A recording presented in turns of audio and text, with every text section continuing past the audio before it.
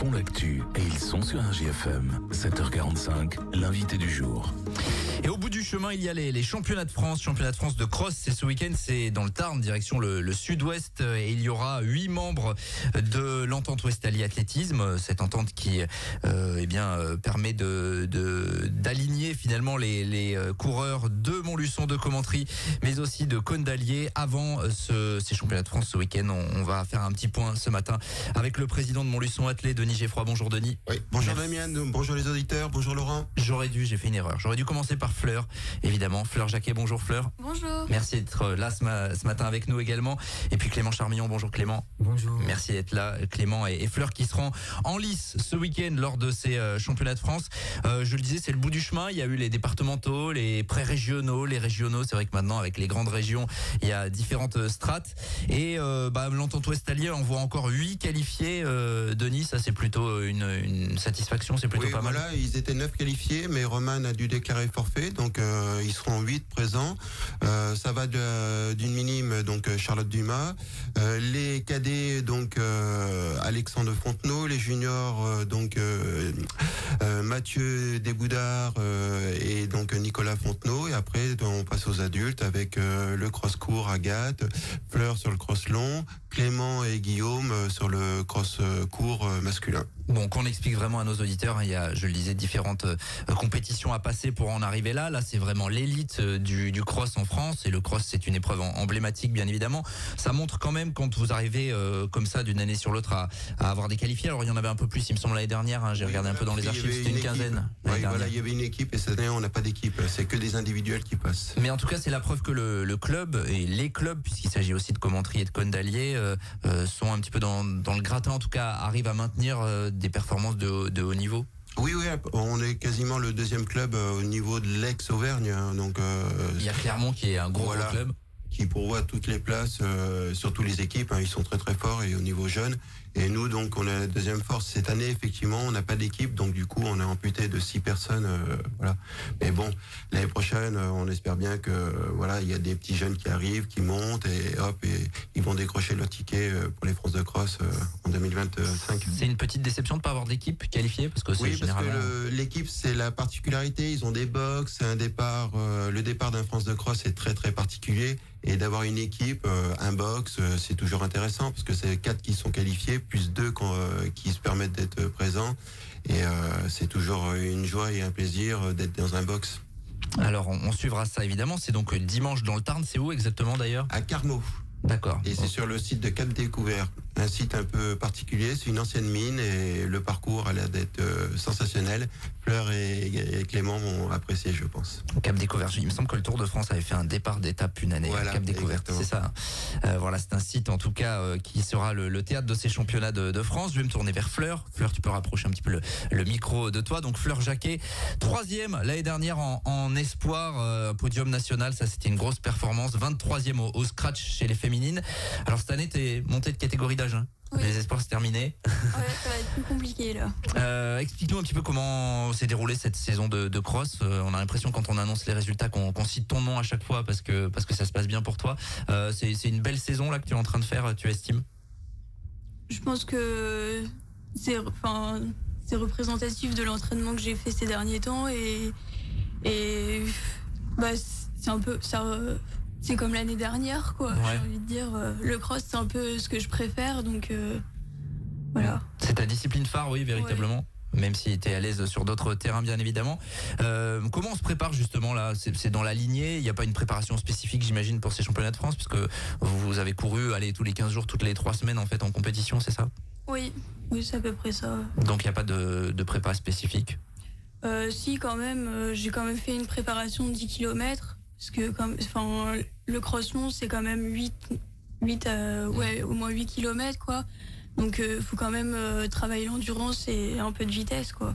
Bon, 3e, je le disais l'année dernière chez les Espoirs, c'était un podium, Denis, sous ton contrôle, mais il me semble que pour le club, un podium en individuel comme ça, c'était plus arrivé depuis c'était arrivé, mais au début de la création du club, donc ça remonte à quasiment 30 ans. Ouais. Ça veut dire que dans ta catégorie d'âge, Fleur, l'année dernière, tu étais dans les 3 meilleures françaises, tout simplement, et puis dans les 25 meilleures françaises au global. Qu'est-ce que tu peux ambitionner cette année ? Est-ce que tu t'es fixé des objectifs là ? Déjà faire dans les 30 premiers et si c'est possible faire mieux que l'année dernière. Après, je sais qu'il y aura pas les mêmes personnes que l'année dernière, que peut-être qu'il y aura un niveau plus élevé, et ça, je sais pas. Ouais, ça dépend aussi des autres engagés. 23e au scratch l'an passé. Tu estimes que par rapport à l'année dernière, t'as progressé, tu as des cartouches supplémentaires, je dirais, par rapport à l'année dernière? J'ai progressé, oui, c'est sûr, parce que j'ai amélioré mes chronos sur 10 km, même, les derniers, oui, je pense que j'ai progressé, oui. Bon, est-ce que ça se traduira par les résultats? C'est vrai que c'est dépendant aussi des engagés qu'il y a, évidemment. On suivra ça ce week-end. Je vais me tourner vers Clément. Clément c'est la combienième fois que tu vas au championnat de France de cross? C'est mon 7e championnat de France de suite. Ouais, ce qui témoigne aussi d'une belle régularité, parce qu'on l'a dit, il faut franchir les étapes une par une, il faut arriver à se qualifier. Comment s'est passé toi ton hiver là, la saison des crosses, les départementaux, les régionaux, les pré-régionaux, les après-régionaux, vous avez compris quoi? Alors cette année c'était très mouvementé. Moi d'ailleurs j'ai failli ne pas aller aux France et je vais quand même y aller. Du coup j'ai bien limité la casse. Ça s'est bien passé début décembre et à partir de mi-décembre j'ai commencé à être pas très bien. J'ai chopé la maladie. Puis après j'ai galéré. Et ce qui fait que j'ai réussi à faire des départementaux tant bien que mal. Et après j'ai loupé les quarts de finale et j'ai réussi à aller aux demi-finales et je m'en suis pas trop mal sorti. Et ce qui surtout c'est que à la base je devais préparer j'avais dit cette année je ferais le cross long et qui fait que du coup je me suis retrouvé en demi-finale sur le cross court car l'équipe était qualifiée et comme ça manquait quelqu'un donc j'y suis allé pour l'équipe quoi. Puis voilà. Donc du coup là tu seras sur le cross court. Ouais, c'est ça. Ouais. C'est combien en distance? Là cette année on aura 4700 donc très proche des 5000 mètres donc voilà. Toi t'aurais préféré le long du coup? Après c'est les... Ouais, cette année je m'étais dit que je préférais partir sur le long par rapport aux 10 km où ça va de mieux en mieux et puis je me sens de mieux en mieux voilà. Et donc je voulais lâcher le court pour aller sur le long puis du coup je vais refaire une dernière fois encore je pense le coup. Bon, du coup alors quand même tu es en train de nous dire que la prépa n'a pas été idéale, malade, que forcément ça retarde dans la préparation. T'arrives quand même à décrocher un billet au championnat de France, c'est quand même pas neutre. Du coup, avec quelles ambitions finalement? On sait que c'est du très très haut niveau et qu'en plus la France a vraiment au niveau cross une génération là assez exceptionnelle en termes de coureurs de très haut niveau. Toi, tu peux ambitionner quoi? Après c'est toujours pareil, un top 100 ça reste quand même correct et puis ça fait toujours plaisir. Alors après voilà, comme dit Denis, au vu du parcours je pense que ça va plus me correspondre contrairement à d'autres fois où le parcours est moins où je suis moins à l'aise, mais là je pense que je devrais plutôt m'en sortir, accrocher un top 100, pourquoi pas top 80, bon après faut voir, mais bon le top 100 c'est ce qui fait toujours plaisir. Alors qu'on explique vraiment aux auditeurs qui connaissent pas top 100, c'est déjà du top niveau pour rentrer dans les 100 meilleurs français sur une épreuve comme ça. Tu parles du parcours dont tu espères qu'il te convienne davantage. Pourquoi en fait? C'est quoi qui a priori de ce que tu as vu peut te convenir? Ça va être très très usant, très casse-pattes et apparemment il y aura un très joli, on peut dire faux plat ou côte d'une centaine de mètres à 15% de pente, 15% de pente moyenne donc je pense que là ça va faire la différence donc déjà voilà. Puis après c'est un parcours qui est assez usant avec un parcours varié avec de l'herbe, un peu de petits cailloux, tuf et terre donc pour le parcours de cross, donc ça va être très très varié. Bon, Fleur, tu l'as analysé ce parcours, toi t'aimes bien cette bosse de 15% là, c'est quelque chose qui te plaît ou pas du tout? Oui, la dernière course là, c'était sur un hippodrome et vraiment ça allait beaucoup trop vite pour moi, je déteste ça. Donc oui, je préfère quand il y a un peu de montée quoi.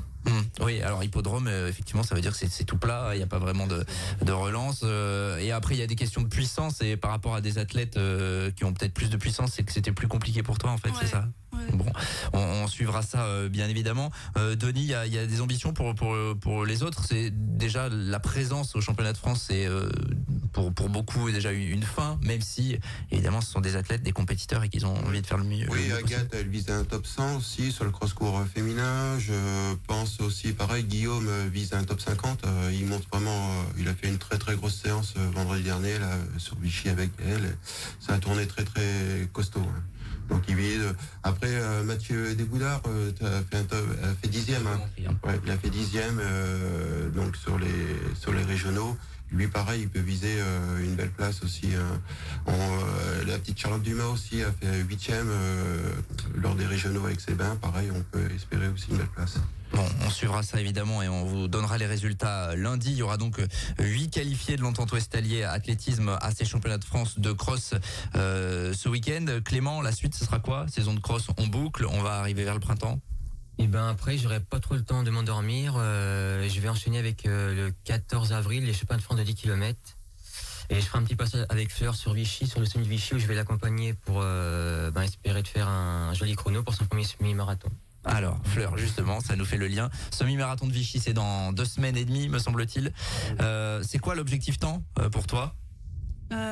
Alors, d'après le coach, ce serait 1h16.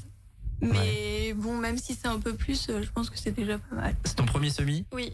D'accord. T'as jamais été, au-delà des distances autour de 10 10. Ouais. Ok. Denis, elle a évidemment les capacités ça sera un premier, évidemment, sur des distances un peu plus longues. Il faut un peu plus d'expérience, mais... Oui, tout à fait. En plus, Vichy, l'avantage et l'inconvénient, mais l'avantage, c'est qu'il y a du monde. Il y a du monde, donc ça va entraîner. En plus, elle aura un lièvre de luxe, donc... pour débuter, c'est bien. Il est là, le lièvre de luxe. Clément, ton record sur semi, toi, c'est quoi? J'en ai jamais fait encore. Ah, d'accord. Et ben voilà, ça sera l'occasion, en tout cas. Ça sera une bonne mise en jambe. On suivra ça, évidemment, et on suit toute l'actualité, évidemment, de l'Entente Ouest Allier Athlétisme. Championnat de France de cross, en attendant donc le semi de Vichy, et puis les épreuves sur route qui vont reprendre là dans les prochaines semaines. Il y aura donc 8 qualifiés, et on était content d'en parler ce matin. Merci à tous les trois. On vous souhaite le meilleur, évidemment. Faites-nous une petite photo de cette pente à 15% là, c'est 100 mètres, ça doit être plutôt sympa. Ça sera dimanche dans le Tarn et on suivra ça évidemment et on vous invite à rester à notre écoute lundi dans nos rendez-vous d'infos. Il est 7h56, on revient dans quelques minutes, à tout de suite. Tous les matins, 7h45, l'invité du jour en direct sur RJFM. Retrouvez l'invité du jour en podcast sur rjfm.net et l'appli RJFM, mais aussi en replay vidéo sur YouTube et Facebook. RJFM.